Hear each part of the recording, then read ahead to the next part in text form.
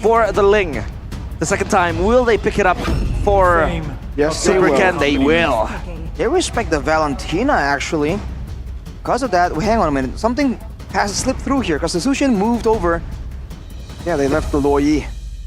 Oh, they left the Luoyi. Okay. I am the priestess of primal lightning. It's gonna be the Edith hunter pick of all first the for evil RRQ gods. though, a bit more flexible than the Luoyi. They're gonna pick it maybe here or maybe in the third phase. If they really want to match global presence, the Luoyi can be an answer. But you're kind of concerned about the linked threat to the backline, right? It's just not as simple as it sounds. Your team is Zask. Survivable. Yeah. I mean, for Ling, at least this time around, there's someone that could really point-click see him, like an Edith. I mean, an extra backline access would really prove to be quite good for Bigetron Alpha, I feel like now. Ki and Iman. But rather for the 2 picks. They left waiting. the Aurora open though, right? Yeah, I mean, Aurora Aurora has been a solid response to the Zask. Been very strong as well in lane for most of the mid laners and roamers that have been playing it so far today. Well, does RRQ have a hidden counter if they go pick the Aurora? That's where your mind starts wandering off to. The Zask already picked up. Do they want to still go for a first attempt? It's still going to be the Harith. your team. And it's going to be the Arlo taken away from the side of RRQ. I think it was very critical in actually securing some of those team fights for the side of RRQ. Now with the Edith kind of short range, kind of shorter on the range, you're going to have to try and find something else that can be used to the same effect, to the same kind of engage. Because otherwise, it's a bit like game number 1 where they want to try and get a fight, but they just aren't allowed to. RRQ. Hayabusa, there you go. Oh, no An more assassin Frederick. battle. No utilities, no tanks, Yikes. only assassins. Assassin battle in the jungle. Welcome to the jungle, ladies and gentlemen. Welcome to the jungle. Okay. Welcome to the jungle. Alright, so for RRQ, what do they get rid of now that they have already picked the Haya, Zask, and the Edith? The Kufa is already banned by Bigetron, and that usually we've seen being picked against both the Hayabusa and the Ling. I think for Bigetron, I think that they haven't really shown anything too crazy. I think RRQ are the ones that might come up with an unorthodox solution towards these assassins. For Bigetron, they might still be looking at the traditional counters, suppressions, Way of the Dragons, and the like. I mean, they have the skill pool to pull some of those heroes off. Yeah. And there goes the Aurora being banned out for RRQ. They kind of respect the strength that this hero kind of has to lock down the burst damage. Want to give it free for Bigetron Alpha, and that was also a good response towards the Zask. The Moskov now being taken out of the fray for Skylar, as well as the Angela, interesting ban right there, Arashi. We haven't seen it in a long, long time, but can he come up with the Ling? So it is a threat. I personally loathe it the most whenever I see an Angela combo with a Hylos, by the way, and that is still open. Wonder if either team has plans on picking it up for themselves. The Moskov ban here. I feel like they can just go for the Roger ban too, right? Kind of force Skylar into a role that he's not comfortable, or not comfortable isn't the word, but more of a winning matchup. Because the Roger versus the Herod, though Herod obviously has the advantage, you can still make a lot of plays. Jawhead! Oh, there making its you go. debut, RRQ! I've been waiting for this for so long! Ever since they changed the missiles now, it adds a focusing mark-like effect. It increases damage to the target up to, I believe, about 6%, 6 to 10%. I'll confirm right after this, but I've been waiting for this hero to make an appearance, and now if Bigetron wants to try and contest with an aggressive roamer, let's say use the Arl as a roamer, it won't be as simple. And there is a possibility to use this Jawhead with a Seasoned Hunter, and you can very easily steal camps away from your opposing team's jungler. If it's used in that way, then Cascade is really just bringing up all the weird metas he can think of. Oh, Tigreal. Oh, Tigreal. And the Faramis. Gives them an extra life to fight again for the second time, because you would argue that RRQ also has the heal potential with the Hayabusa and the Jawhead. Jawhead does give that extra lockdown, so Edith Jawhead can really catch this Ling in place. So the Faramis for that extra cover would provide Bigetron Alpha for an extra life for them to re-engage.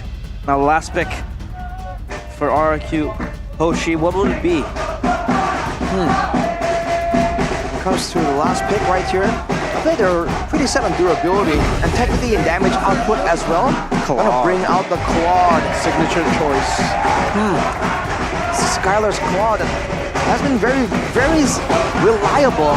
And against the Netherrealm, if you do enough damage, if you get ahead enough, you can completely negate that Netherrealm and in fact use it as a form of crowd control. Because once you have your Netherrealm HP depleted, you're kind of stuck there for a while in animation. It all depends on how the early game goes right here, man. There needs to be a plan, like a cheese of some sort, to really get the edge, get the ball rolling for that snowball. Yeah, now the draft index here, quite frankly, sides towards Bigetron Alpha for the early to mid-game potential. Because yeah, I mean, for pickoffs, composition, Bigetron Alpha does have that advantage in the first few minutes. But come the late game, can they weather the storm now? Land of Dawn will be the witness of whether the kingdom fall or stand and continue its rebuild. Game number 3, the Bigetron Alpha against RRQ Hoshi. Let's see, ladies and gentlemen, Welcome RRQ to equalizing Mobile earlier Legends. 1-1, and now it is the decider back. Basically a best of 1. Sutsujin on the Haya, this time no longer the Fredrin, up against the Ling on Ken. Assassin against Assassin. Now, of course, the Joehead roam. Talk to us about this, Arashi. How is it going to operate and function? Well, first of all, you're seeing Edok already helping out with the clearing in the jungle. Those missiles do a lot of damage when there aren't a lot of different targets nearby. And the new passive of Joehead, the Mecha Suppression, every time you deal damage to your opponent. Hang on a minute, Dyron. First shatter down, those Super Luke gonna be rotating over as well. Good stun and a vengeance there. Reset it so many times. Luke recalling still feeling confident. Fortunately for him, it's gonna be a very decisive play coming in from Bigetron. But again, every time you inflict damage on someone, you get Mecha Suppression for 3 seconds up to 6 stacks, and each stack increases all damages to the target by 2%, so 12%. But look at that. Oh, Moreno goes for the Purifier early in the Jurassic Moreno! 1 HP! Friends with a flicker forward, finding the zap down, and Edok ejecting him out to safety. Ken's still gonna go for it. I don't think he should. And he does decide to back away. Now onto Edok he goes. Flicker. Man, they're forced to use all these flickers defensively here, RRQ. It's not the way they want the game to go. But for now, you have to take a look at the difference here for Super Ken and Sutsujin. Still level 4, but look at this play in the bottom side. Eman jumping in as well, now on the top of the blade, Super Ken picking up all the blades, and Eman tanking it up, so he's still very, very healthy. Can go for the orange buff again, and then maybe set up for the turtle instantly. It's just a difference in the mobility, man. Again and again, this Ling is so dangerous because of this. The Hayabusa has a bit more quote-unquote outplay potential, more ways to kind of approach a fight. When it comes down to maneuvering around the map, it's just king right now. Look at the toss though. Great ejector, Rin still not going to go for the Boundaries Descent just yet. The Nightmaric Spawn is slowly but surely poking down the Key's HP, and Moreno will be able to clear it out as RRQ hold the turtle. Super Ken still on the orange buff, now making his way into the purple buff. Super Luke there, not able to go for it. Final Slash used up. Luke deciding to go in, now caught on the onward. Bit of miscomp perhaps. Netherrealm though still there to provide some safety. Key rotating over, Dominator's Descent! Luke taken down. Great sequence of events. The Dominator's Descent for the extra crowd control. Now Edok though imploded. The Super Ken rotating forward as well. That's unstoppable force, and the blades to pick it up.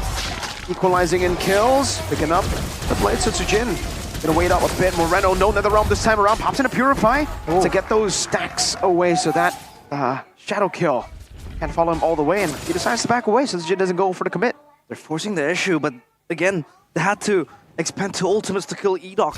Only the roamer this time. Key under pressure.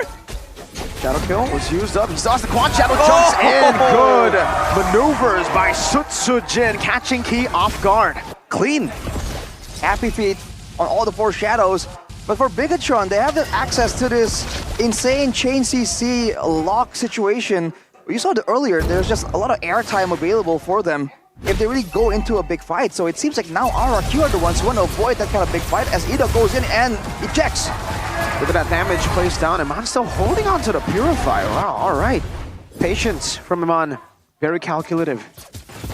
The problem with the Jawhead, the fact that you have a lockdown and a defensive route to escape for your teammates, and then stacked up on a damage that is quite bursty as well. And the first stages of the game means that RRQ, they have that flexibility in terms of skirmishes and also dives.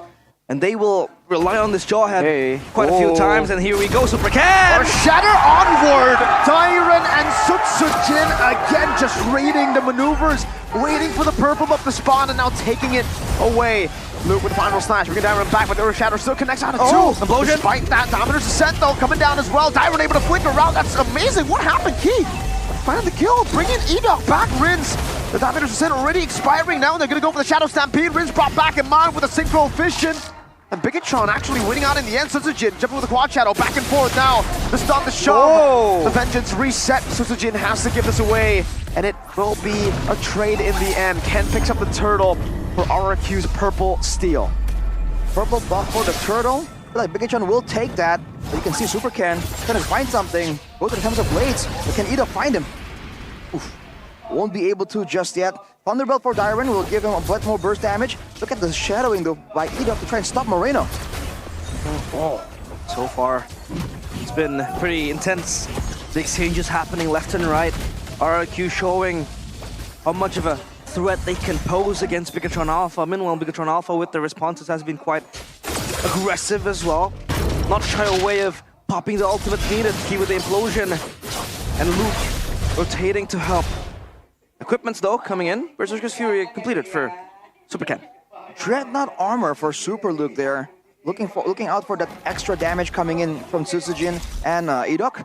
As far as but for Dyron in the Primal Wrath, I think he does magical damage as well. This Starlium and Feather Heaven already completed for Iman, so very respectable amounts of damage. Whereas for Skylar, needs to wait a bit longer, man. Even with 2 items, he still does an okay amount of damage, but you know, it's just not the same kind of power spike that you really need to have a way to throw around in the middle of a big team fight. Thunderbolt again, I feel like for Super Ken. Itemizing towards it, so far needs that extra HP. As well as that slow, that damage needed. Now for RRQ, focusing the control towards bottom side.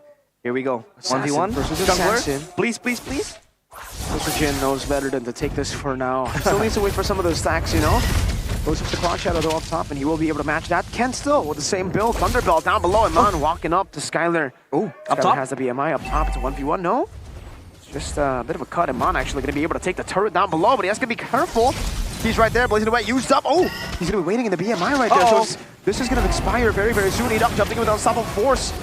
Skylar's going to be caught by Moreno. Skylar was zoned away completely. Key still getting the Nether Realm HP. Have so many ways to actually tackle this fight. Super Luke jumping into the midst of it all. It's a Edok under the final slash from Dyron back at the Stampede as well. The Dominator's Descent, they were able to out-sustain it. Meanwhile, Ken 1v1 getting the kill on the Sutsujin. They wipe RRQ Hoshi out in the 7th minute. The kingdom tarnishes. And Bigetron Alpha, they take charge of the kingdom. And the moment we get a 1v1 assassin in the jungle, we don't see the replay, we don't see the camera. That was so intelligent, man. You see the way that they used the BMI against Skylar? Just went straight and waited for him. Made sure that his escape routes are cut off. It's a great play from both teams. I think RRQ are also trying to bait Iman to try and commit there. But unfortunately, the response from the team is a bit too fast. It's been a slow grind the whole time, the whole early 5 minutes. But now with that sequence of events, a full-on wipeout and several turrets falling, Bigetron now has the clear control over the game. RRQ are the ones who have to be a bit more careful. Because for the longest time, with the turrets available, it's all about the pickoffs. It's all about the bush maneuvers. But now Bigetron has more space to try and work with. I've never seen Skylar fully shut down on a Claude. Yeah. Definitely feels a bit eerie, to say the least, but that was what Bigetron were aiming to do in the draft, right? Moskov and the Roger, the 2 heroes that actually can go up against the Harith, and now we have the item check. High Piercer for Sutsujin. Force back, he might be looking for it. Ejector. Oh, onward. So again, He still has the implosion. Finding two. Now Super King going to be rotating over now. Zaman Force placed down. 2 members taken out. Where did that Dominator's descent go? Got immediately deleted. That's the weakness of the Dominator's Descent, and Sutsujin is still very much in danger, trying to make plays happen right here. But Bigetron, every single time Dyron is trying to make a play happen, he just gets outmatched and caught out by something. Either the final slash or the pullback from the Paramis. Dyron is trying to use the Primal Wrath to just elevate his damage, his presence in the team fight, but he's just completely denied of doing so every single time. yeah, these are deep waters now for RRQ. The fact that Skylar is also struggling with this Claude, just being zoned out by the players of Bigetron Alpha. They have so much control. This time around, sieging the tier 2 turret towards the kingdom of RRQ. They're looking for a pick. Edok disrespected. This Jawhead was a menace in the early game. Now they don't care about the ejector. They don't care about being caught upon and tossed behind Bigetron Alpha. They want to end this right here, right now. I think it's a great decision for Bigetron to kind of play it slow, to try and match and just shadow the movements of RRQ in the early game, knowing that that is where RRQ are the scariest, are the strongest, when they have all this burst damage and take up potential and extra survivability with the Zask. Now that it reaches like the mid game with some items, some power spikes, this is where Bigetron can use that Netherrealm, that implosion, and you're seeing every single time RRQ try and go for a fight, they're just not strong enough. They're losing out in damage output due to the same factors of the Zask being sustainable. You see the Dominant Descent immediately is deleted. Yeah, game fact by GoPay. The new application. This marks Jawhead's debut in MPL ID Season 14 after last being used by Key in MPL ID Season 11 when Bigetron lost to Ultra Ego. I mean, wow. So poetic using it against Key, who's playing right here, right now. The And he still Bigetron has Alpha lineup. another new hero, by the way, in his 4th game. Yeah, he's played a new hero every game, right? Yeah, Oh, well, I guess the Tigreal is a hero in his repertoire. that's true. With the orange buff taken away by Super Ken, though, you can see RRQ confused on what to do right here. Trying to find baits, trying to find engages, but either on the Jawhead just isn't tanky enough as of right now. He has the Dominance Ice, but that's about it. There's just way too much damage, especially coming in from Iman. Oh, look at Key. Conceal just to zone them away right now. Holy defense already used up. Top, so it's Jin dealing with the wave in the bottom lane, and RRQ can go for this final slash. Edok force a flicker out. Super Ken jumping in. Okay! With an implosion to the midst of it all. Skylar with a blazing duet. That's all he can do under the fountain. The shadow kill used up, but it just tickles the robots. Sutsujin, Dyron, and Skylar unable to defend. Bigetron Alpha keeps the record against RRQ perfect since season 12. Oh, man. Unfortunate day for the Kingdom. It was going so well, but the experience of the robots shows once more. They took full control, and every single time, they have not let RRQ get anything in this game. Every single trade, every single objective was answered almost immediately. Again, the machines rage against the dying of the kingdom. And the kingdom, they fall. This time around, the man on your screen, the Super Ken. Those assassin junglers that they picked up. But the Ling was way too strong.